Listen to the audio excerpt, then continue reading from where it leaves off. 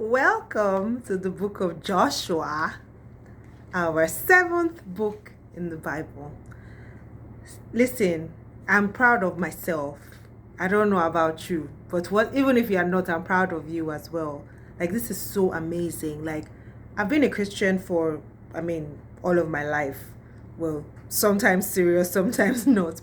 And I've read the Bible multiple times, right? But the knowledge that I'm getting from this chronological reading is just amazing, and I'm just very grateful that I was able to do this in this lifetime. Imagine if I didn't take up this challenge and say, you know what, I'm going to be serious, because reading this book I realized that I've probably skipped it, because there's some, I always used to put more emphasis on the New Testament because I thought, but then really you can't know where you are if you don't know where you're coming from. So this has been very amazing. So this is the first book of the history books of the Bible, apparently. So Joshua is just basically a history of the Israelites' journey. So repetition is often used as a tool for emphasis, as we've come to see quite often as we have read. And repeating something 3 times usually symbolizes the highest degree of emphasis. In chapter 1, God commanded Joshua to be strong, courageous, and unafraid to go into the land. Even the Reubenites and the Gadites, whom he called upon to join them into taking the land, called them to join them into taking the land.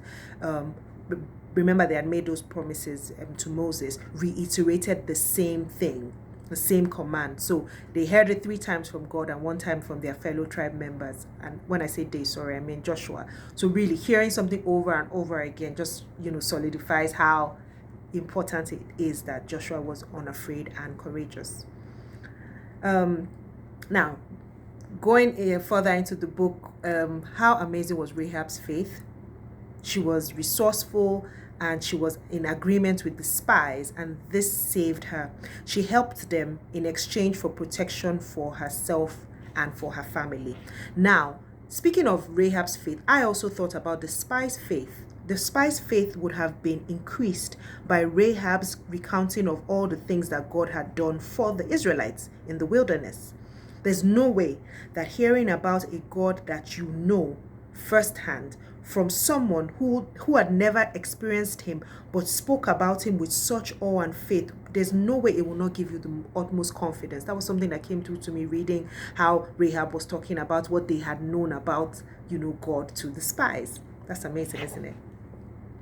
I think Joshua learned a hard lesson from his time as a spy, which is why he sent 2 spies. Remember, when he was a spy, they sent them out 12 and only 2 of them came back with the right report. So in his mind, I'm sure he's like, nah, I'm going to send 2 guys who I trust, and you'll know the criteria of the spies to send to bring back the right news.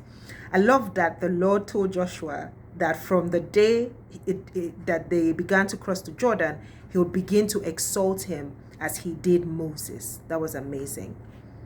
God parted the Jordan River for the people to cross over to Jericho.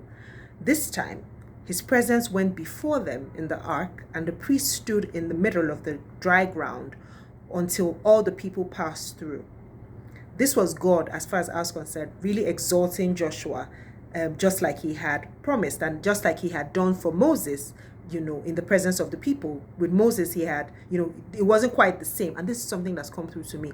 God never really repeats his miracles exactly the same way. So this is a pattern of a water body, but it wasn't exactly the same way he did when he parted the Red Sea with Moses. Now that was amazing. The stones the stones were monuments of God's faithfulness to Israel. Remember the stones, the 12 stones that they took and laid as a monument. That was great.